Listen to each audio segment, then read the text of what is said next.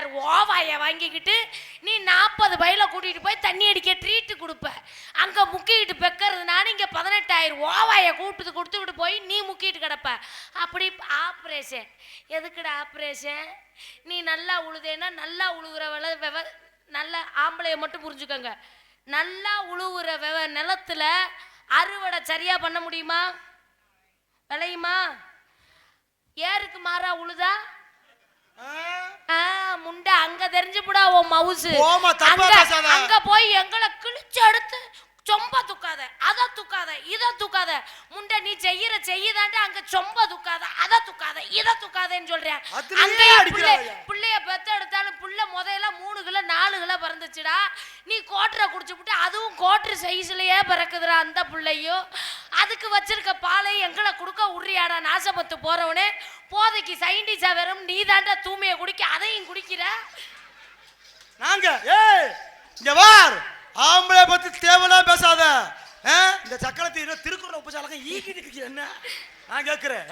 இங்க வார் என்ன கூட்டணி சேர்க்கிறியா? நான் குரூப் சேர்க்கல.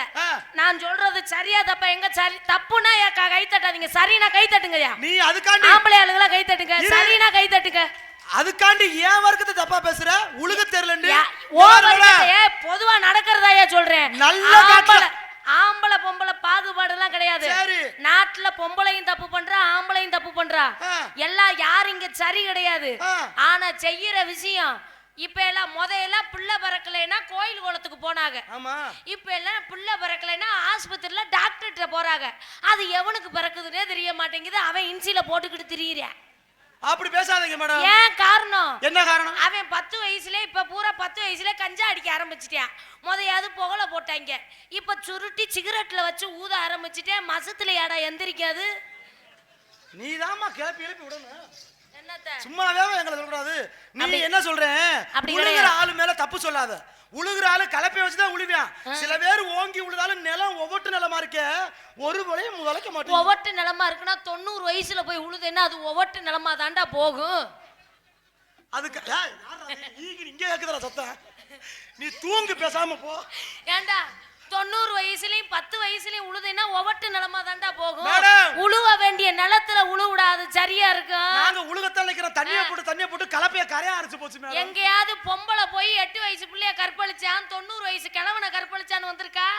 நாசமத்து போறவனே 6 வயசு பிள்ளையும் 10 வயசு பிள்ளையும் 90 வயசு கிழவிய கூட தரன்னு இழுத்துக்கிட்டு போய் கற்பழிக்கிறீங்க.